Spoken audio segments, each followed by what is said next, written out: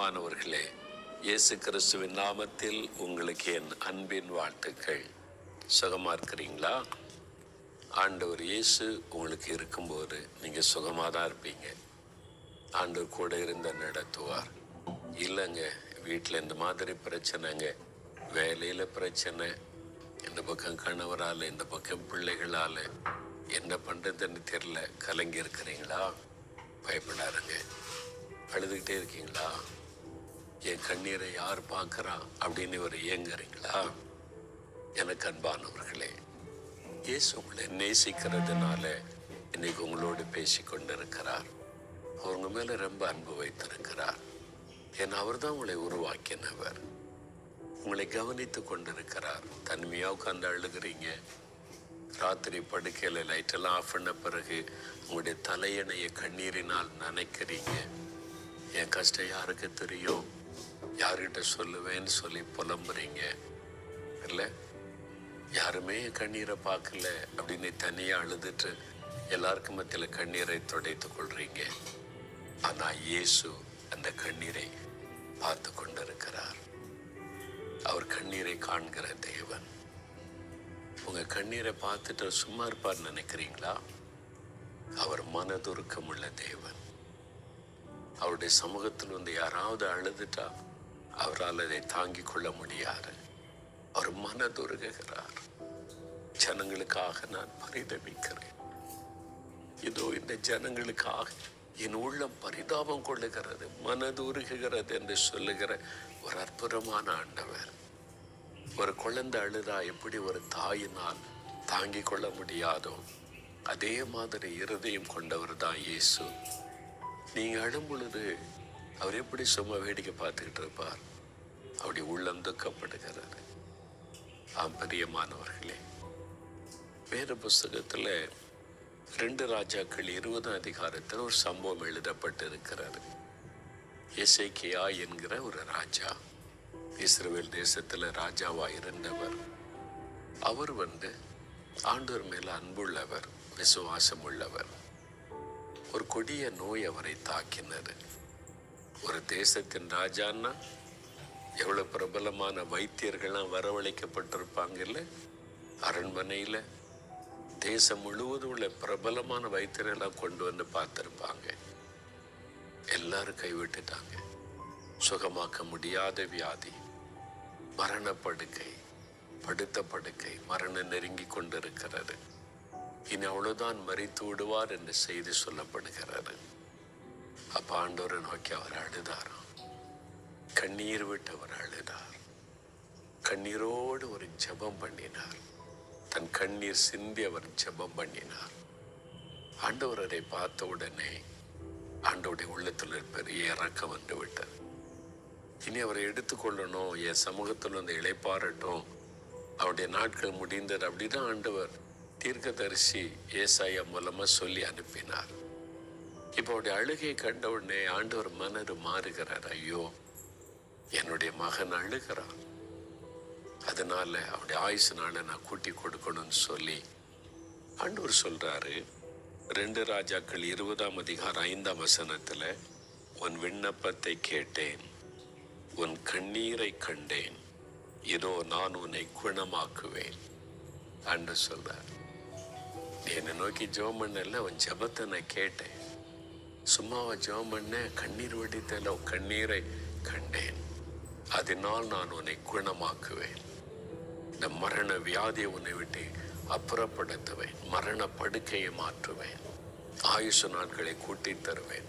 15 வருடம் ஆயுசு நாட்களை ஆண்டவர் கூட்டி கொடுத்தார் என்று வேத புஸ்தகத்தில் அந்த சரித்திரத்தில் நாம் பார்க்கிறோம். எனக்கு அன்பானவர்களே, அதே ஆண்டவர் தான் உங்களை பார்த்து சொல்றார், என் மகனே, என் மகளே, உன் விண்ணப்பத்தை நான் கேட்டேன், உன் கண்ணீரை நான் கண்டேன். அழுது கொண்டிருக்கிறாள்ல, எனக்கு ஒரு குழந்தை இல்லையே, நிந்திக்கிறாங்க, பரிகசிக்கிறாங்க, புறக்கணிக்கிறாங்கன்னு அழுகிறல்ல, உன் கண்ணீரை கண்டேன். கடங்காரங்க இருக்கிறாங்க, அவமானம் தாங்க முடியல, இதை விட மறைத்து விட்டால் நல்லது, நீ கண்ணீர் வடிக்கிறாய் அல்லவா, கண்ணீரை நான் கண்டேன். வேலை இல்லை, வருமானத்துக்கு வழி இல்லை, சாப்பிட வழி இல்லை, எப்படி வாழ்வதென்று கண்ணீர் வடிக்கிறாய் அல்லவா, உன் கண்ணீரை நான் கண்டேன். இப்படி ஒரு வியாதி வந்துட்டு, மரண வியாதி, என்ன பண்றது, செத்துருவனோன்னு சொல்லி அழுது கொண்டு இருக்கிறாய் அல்லவா, உன் கண்ணீரை நான் கண்டேன். ஐயோ, என் கணவர் இப்படி குடிகாரனா இருக்கிறாரு, என் வாழ்க்கையே போச்சு, அவ்வளவுதானா, நீ அழுகிறாயா? ஆண்டவர் சொல்றாரு, உன் கண்ணீரை நான் கண்டேன். அதுக்கு என்ன அர்த்தம்? உன் பிரச்சனையை நான் மாற்றுவேன், உன் கணவரை நான் ரட்சிப்பேன், உன் வியாதியை குணமாக்குவேன், உன் தேவையை நான் சந்திப்பேன். நீ எதற்காக அழுது கொண்டிருக்கிறாயோ அந்த காரியத்தில் உனக்கு நான் அற்புதம் செய்வேன் என்பதாக ஆண்டவர் இன்னைக்கு உங்களை பார்த்து பேசிக் கொண்டிருக்கிறார். பயப்படாதங்க, உங்க கண்ணீரை துடைத்துக் கொள்ளுங்கள். எங்களுடைய தாயார் அழுதுகிட்டே இருந்தாங்க. மரணப்படுக்கை, நான் சாக கிடந்தப்போ அழுதுகிட்டே இருப்பாங்க. சில மாதமா எங்க குடும்பத்துல ஒரு சிரிப்பின் சத்தம் இல்லை, சந்தோஷமான வார்த்தை இல்லை, எல்லாரும் முகத்துல துக்கம். நான் மரணப்படுக்கையில சாக கிடக்கிறேன். என் தாயார் அழுதுகிட்டே இருப்பாங்க. ஆண்டவர் அந்த கண்ணீரை கண்டார். நாங்க இந்துக்கள், எங்களுக்கு இயேசுக்கு சம்பந்தமே கிடையாது. நாங்க பல தெய்வங்களை பக்தியோடு வணங்கினவங்க, இயேசுவை கூப்பிடவும் இல்லை, தேடவும் இல்லை. ஆனா என் தாயார் இரவு பகலாய் வெடித்த அந்த கண்ணீரை ஆண்டவர் பார்த்தார். ஐயோ, இந்த மாதிரி ஒரு மகள் அழுகிறாளே, பக்தி உள்ள மகள். ஆண்டவர் தேடி வந்தார் எங்க வீட்டுக்கு. அந்த கண்ணீரை துடைக்கும்படி எனக்கு ஒரு அற்புதம் செய்தார்.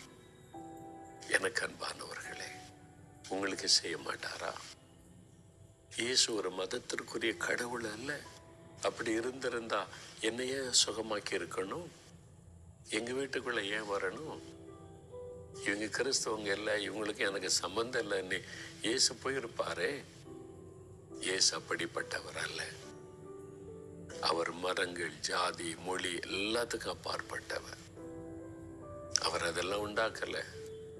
அது மனுஷன் உண்டாக்குனது. பிசாசு தந்திரமா உண்டாக்கி தவறான நம்பிக்கைகளை விதைத்து வைத்து விட்டான்.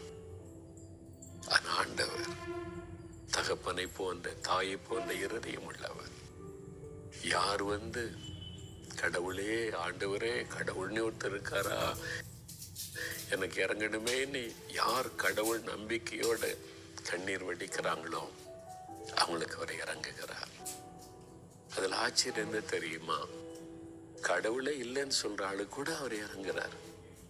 அது ரொம்ப ஆச்சரியம். நான் ஒரு சமயம் ஜார்க்கண்ட் மாநிலத்துக்கு ஊழியத்துக்கு போயிருந்தேன். அங்கே ஒரு ஆள் பைபிளோடு கூட்டத்தில் ஆரம்ப ஜெபம் செய்தார். தமிழ்நாட்டை சார்ந்தவர். நல்ல அழகாவோட பெயரை கேட்டா சிறுநிவாசன். இதுக்கு இயேசுக்கு ஏதாவது சம்பந்தம் இருக்குதா? அழகா ஜெபம் பண்ணினார். அவர் ஒரு பிராமண குடும்பத்தை சார்ந்தவர், தமிழ்நாட்டை சார்ந்தவர். கவர்மெண்ட்ல ஒரு ஆபீசராக வேலை செய்து கொண்டிருந்தார். ஆனா ஒரு கடவுள் நம்பிக்கை கிடையாது. அவர் எல்லாத்தையும் பார்த்துட்டு எல்லாம் ஏமாத்துறாங்க, சடங்கு அது இதுன்னு பணத்தை பிடுங்கி பரிகாரம் அது இதுன்னு இருக்கெல்லாம் பண்றாங்கன்னு அவருக்கு வெறுப்பு வந்துட்டு. நல்ல சம்பாத்தியம், மனைவி, பிள்ளைகள் இருக்காங்க, சந்தோஷமா இருக்கிறேன்னு இருந்து கொண்டிருந்தார். ஒரு நாள் அவருடைய மனைவி வியாதிப்பட்டுட்டாங்க. டாக்டர்ஸ் எல்லாம் கொண்டு போனார். நிறைய பணம் செலவு பண்ணி பார்த்துட்டார். வியாதி அதிகமாகி டெத் பெட்ல ஆயிட்டாங்க மனைவி. கடைசியில் டாக்டர் சொல்லிட்டாங்க, ஒன்றும் முடியாது, வீட்டில் கொண்டு வச்சுக்கிடுங்க, இனி வேஸ்ட்டாக பணம் செலவு பண்ணாதங்க, கொடுக்குற மாத்திரை வேணால் டெம்பரரியாக கொடுத்து வைத்து கொள்ளுங்க, வீட்டில் கொண்டு வைத்திருந்தார். உயிர் ஊசலாடுகிறது, எந்த நேரத்தில் மறிக்கலாம். சின்ன சின்ன பிள்ளைங்க உள்ளமுடைந்து போனார். யாருக்கிட்ட அழுறது? கடவுள் நம்பிக்கை இருந்தால் கடவுளை நோக்கி அழலாம். தனியாக உட்காந்து அழுவார். என் வாழ்க்கை இப்படி ஆயிற்றே, என் மனைவி செத்து போயிட்டேன், என் பிள்ளைகளுடைய நிலைமை என்ன? நான் இந்த மாதிரி ஒரு வெளி மாநிலத்துல இருக்கிறேன், என் மனைவி மறிச்சு போயிட்ட, பிள்ளைகளை நான் எப்படி வளர்ப்பேன்? அப்படியே தன்னை நினைத்து தன் எதிர்காலத்து அப்படியே அழுவாராம். சும்மா ஒரு நாள் அவர் அப்படி அந்த படுக்கையில, மனைவி போற மரண படுக்கையில இருக்கிறாங்க, அந்த பெட்ல உட்கார்ந்து அப்படியே யோசிச்சு அழுதுகிட்டே இருக்கும்போது ஒரு சத்தம் தெளிவாடி காதுல தெளிவாய் கேட்டாராம். அவர் சொன்னார், ஒரு சத்தம் கேட்டது, என்னை நோக்கி கூப்பிடு, உன் மனைவியை நான் குணமாக்குவேன். call unto me, I will heal your wife. எப்படி இருக்கும் இல்லை? யோசிச்சு பாருங்களேன். காதல் வந்து ஒரு சத்தம் கேக்குது, என்னை நோக்கி கூப்பிடு, உன் மனைவியை நான் குணமாக்குவேன். டாக்டர்ஸ் முடியாது, செத்து போயிடுவாங்கன்றாங்க. ஆனா உன்னை குணமாக்குவேன்னு ஒரு சத்தம் கேக்குதே. யார் அது? கண்ணை திறந்து அங்கே இங்கே பார்க்கிறாரு, யாருமே இல்லை, தனியா உட்கார்ந்து இருக்கிறாரு. என்னுடைய மன பிரமையா இருக்கும். நீ மறுபடியும் கண்ணை மூடி உட்கார்ந்து அழுதுகிட்டே இருக்காரு. கண்ணீர் மறுபடியும் சத்தம் கேட்குது, என்னை நோக்கி கூப்பிடு, நான் இயேசு. அந்த வார்த்தை, ஐ எம் ஜீசஸ். என் நாமத்தை சொல்லி கூப்பிடு, என் பெயரை சொல்லி கூப்பிடு, உன் மனைவியை குணமாக்குவேன். கடவுளே என்ற ஒரு ஆளுக்கு ஏங்க ஆண்டவர் இரக்கம் காட்டணும்? அவனும் மனிதன் தான். அவனுடைய அறியாமையினால அல்லது சில பாதிப்புகள்னால அந்த முடிவுக்கு வந்தான். ஒரு மனிதன் கடவுளே இல்லைன்னு மேடை போட்டு பேசுறதுனால அவர் இல்லாமல் போய் விடுவதில்லை. இந்த உலகத்தை சிருஷ்டித்த தேவன் உண்டு. பாருங்க, அந்த மனுஷருக்கு வெளிப்படுத்தினான். யோசித்து பார்த்தாரு, இதுவரைக்கும் நான் கடவுள் மேல நம்பிக்கையே இல்லை, கடவுளே இல்லைன்னு சொன்னேன். இப்போ ஒரு சத்தம் கேட்குதே, என் மனைவியை குணமாக்குவேன்னு. என் கண்ணீரை கண்டு யாரோ இறங்கி பேசுறாங்களே. தன் வாழ்க்கையில முதலாய் படுக்கை பக்கத்துல முழங்கால் போட்டு, இயேசுவே உம்மை நோக்கி நான் கூப்பிடுறேன், மனைவியை குணமாக்கி கொடுங்க. கண்ணீர் விட்டு அழுதார். தன் மனைவிக்காக இதுவரை கடவுள் நம்பிக்கை இல்லாத ஒரு இயேசுவே என்ற பெயர் சொல்லி கூப்பிட்டார். உடனே ஆண்டவருடைய கரம் இறங்கி தொட்டார். அந்த நிமிஷத்துல என்னுடைய மனைவி சுகமடைய ஆரம்பிச்சாங்க. படிப்படியா சுகமாகி அவங்க எழும்பி உட்கார்ந்தாங்க, பேச ஆரம்பிச்சாங்க, எழும்பி நடந்தாங்க. அவர் என்னை பார்த்து சொன்னார், ஐயா, அவருடைய மனைவி பிள்ளைகளை எனக்கு அறிமுகப்படுத்தினார். என் மனைவி என் பிள்ளைங்க வாலி பிள்ளைகளா இருக்காங்க. அன்றைக்கு என் மனைவி சாக கிடந்தப்போ இயேசு வந்தா, என் கண்ணீரை கண்டா. அதனால்தான் என் மனைவி உயிரோடு இருக்கிறாள். நாங்க நல்லா இருக்கிறோம். நான் அவரை அறிந்து கொண்டேன். இன்றைக்கு அவருடைய ஊழியக்காரனா இருக்கிறேன். இவ்வளவு அற்புதமான ஒரு தெய்வத்தை நான் அறியாம போயிட்டேனே, இப்ப அறிந்து கொண்டேன் என்று சொல்லி மகிழ்ச்சியோடு சொன்னார். பிரியமானவர்களே, நீங்கள் யாரா இருந்தாலும் சரி, உடைய கண்ணீரை அவர் பார்க்கிறார். இன்றைக்கு முழங்கால் போட்டு, இயேசுவே என் கண்ணீரை தொடங்க, என் கண்ணீருக்கு ஒரு அற்புதம் செய்யுங்க கேட்டு பாருங்க. என்னென்னோ முயற்சி பண்ணிட்டீங்க, யாரையோ பார்த்துட்டீங்க, என்னென்னோ விதண்டமா அதெல்லாம் பண்ணி பார்த்துட்டீங்க, நடக்கல. இன்னைக்கு முழங்கால் போட்டு ஜெபம் பண்ணி பாருங்க. சிலுவையில நம்முடைய பாவம், வியாதி, சாபம் எல்லாத்தையும் சிலுவையில ஏற்றுக்கொண்டு நமக்காய் பலியானார். அதை விசுவாசித்து கூப்பிட்டா போதும். ஜெபிக்கிறீங்களா? அப்படியே முழங்கால் போடுறீங்களா? கையை கூப்பி கண்ணை மூடி செபிங்களேன். இயேசுவே என் கண்ணீரை பாரும். இயேசுவே எனக்கு இறங்கும், எனக்கு உதவி செய். உம்மை நோக்கி கண்ணீரோடு கூப்பிடுகிற பிள்ளைகளை பாரும் ஆண்டவர். கண்ணீரை காண்கிற தேவன், கண்ணீரை துடைக்கிற தேவன், கண்ணீரை கண்டு அற்புதம் செய்கிற தேவன். இதோ இந்த பிள்ளைகள் கண்ணீர் வடிக்கிறாங்கப்பா, மனம் இறங்குங்க.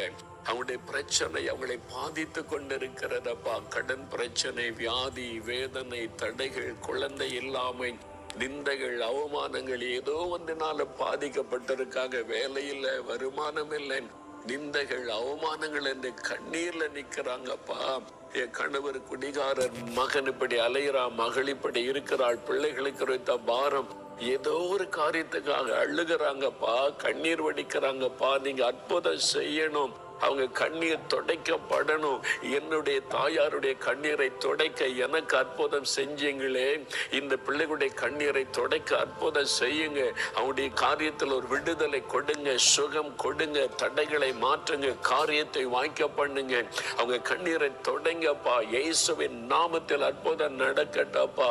இயேசுவே என்று கண்ணீர் விட்டு அழுகிற இந்த பிள்ளைகளுக்கு இன்றைக்கு ஒரு அற்புதம் நடக்கட்டும். இன்றைக்கு சுகம், விடுதலை, ஆசீர்வாதம் வரட்டும், ஒரு மாற்றத்தை காணட்டும். நம்முடைய கரம் தொட்டதற்காக நன்றி. கண்ணீரை கண்டதற்காய் ஸ்தோத்திரம். கண்ணீரை துடைக்க அற்புதம் செய்து விட்டதற்காய் ஸ்தோத்திரம், ஸ்தோத்திரம். இயேசு கிறிஸ்துவின் நாமத்தில் ஜெபிக்கிறோம் பிதா. ஆமென், ஆமென்.